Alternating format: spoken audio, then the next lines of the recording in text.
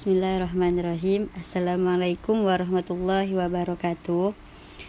Perkenalkan, nama saya Laila Safira dengan NIM 11903097.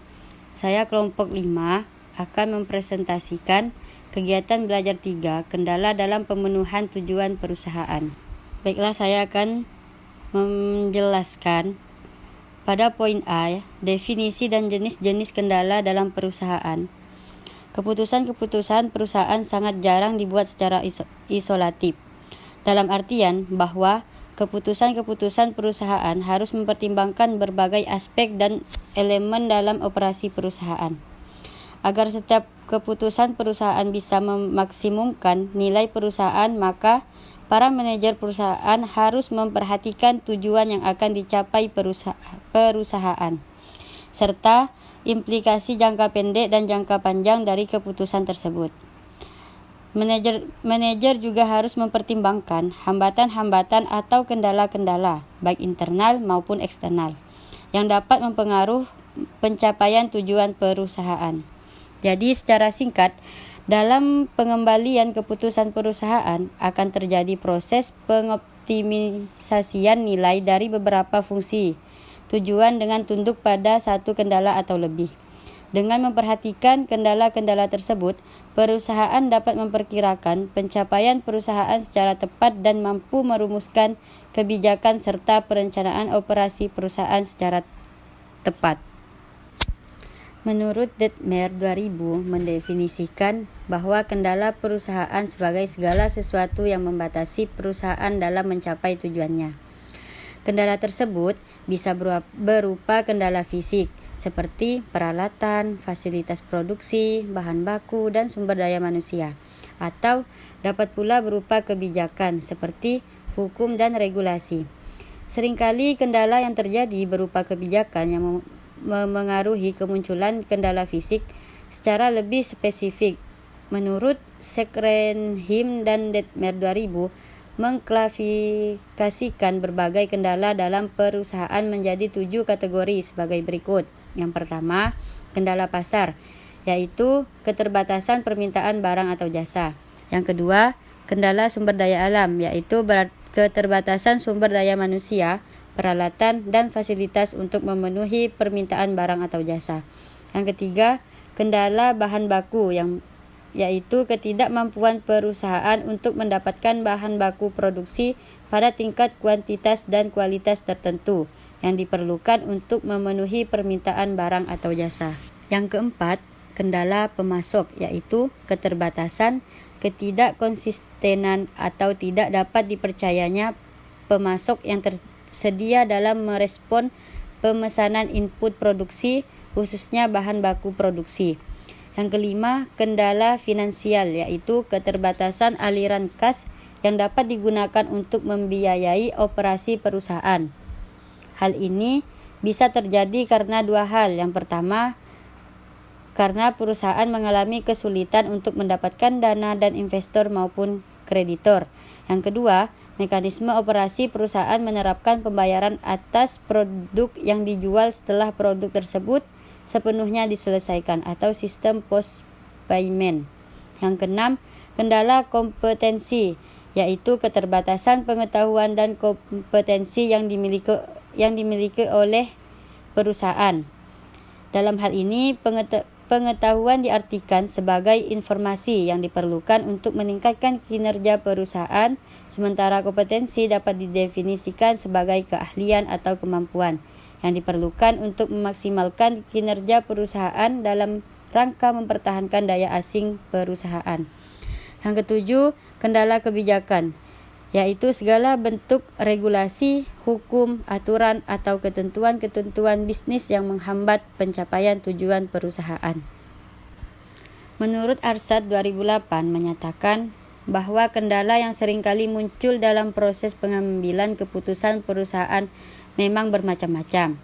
Meskipun demikian, kendala-kendala tersebut dapat diklarifikasikan ke dalam 3 kelompok besar, yaitu pertama kendala sumber daya alam, yang kedua kendala kuantitas dan kualitas output, yang ketiga dan kendala hukum atau peraturan undang-undang. Dari 3 kelompok besar, dapat dijelaskan. Yang pertama, kendala sumber daya mencakup keterbatasan tenaga kerja, terampil bahan baku pokok, energi, mesin-mesin produksi, gudang penyimpanan, modal, dan input-input lain yang dibutuhkan dalam proses produksi. Yang kedua, kendala kuantitas output berkaitan dengan tingkat output minimum yang harus diproduksi perusahaan. Sementara itu, kendala kualitas output merupakan kualitas minimum dari output yang diproduksi perusahaan. Kendala kualitas output tergantung pada jenis produknya. Seperti contoh, dalam kasus produk makanan, kendala kualitas output bisa berupa prasyarat nutrisi, kandungan bahan kimia, tingkat durabilitas makanan, dan sebagainya. Yang ketiga, kendala hukum dan peraturan mencakup sebagai kebijakan pemerintah dan mempengaruhi dan membatasi rangkaian proses dalam operasi perusahaan, dari proses produksi hingga pemasaran.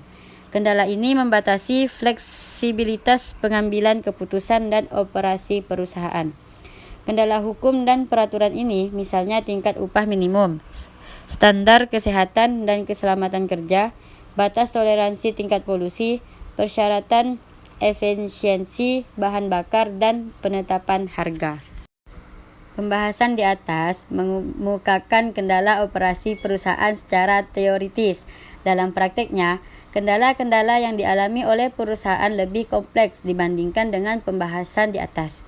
Berdasarkan studi Dit et al. 2010, kondisi institusi dan lingkungan bisnis seperti tingkat pembangunan infrastruktur, korupsi, jaminan hak kepemilikan atau property rights, kualitas birokrasi, dan kestabilan makroekonomi menjadi variabel yang sering kali juga menjadi kendala bagi pencapaian tujuan perusahaan.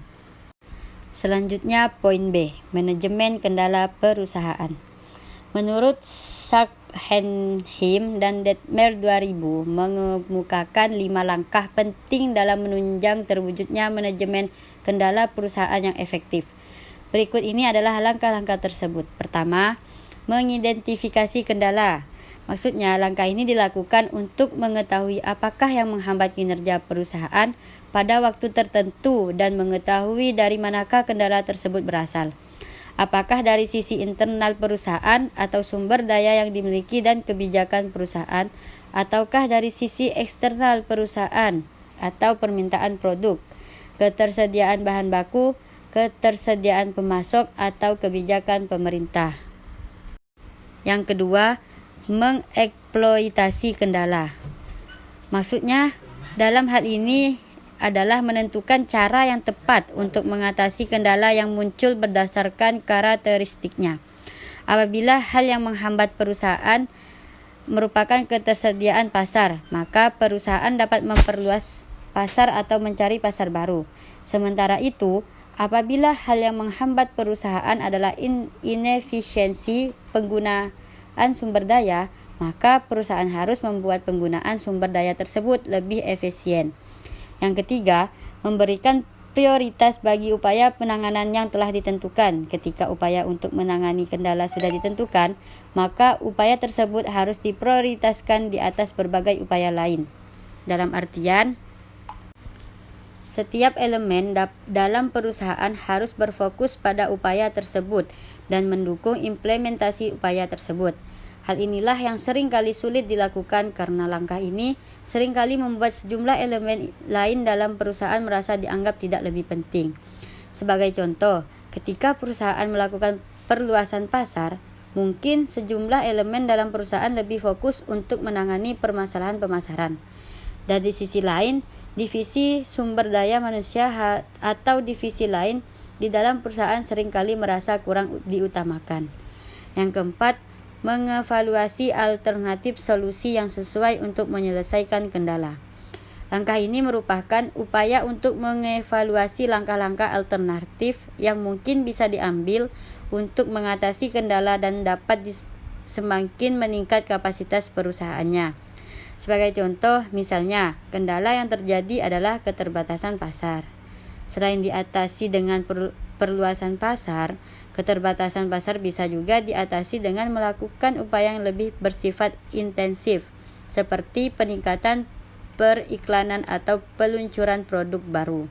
Yang kelima, mengidentifikasi kendala-kendala lain yang muncul. Baiklah, sekian presentasi dari kelompok 5. Kurang dan lebihnya mohon maaf. Wallahul muwaffiq illa aqwamit thoriq. Wassalamualaikum warahmatullahi wabarakatuh.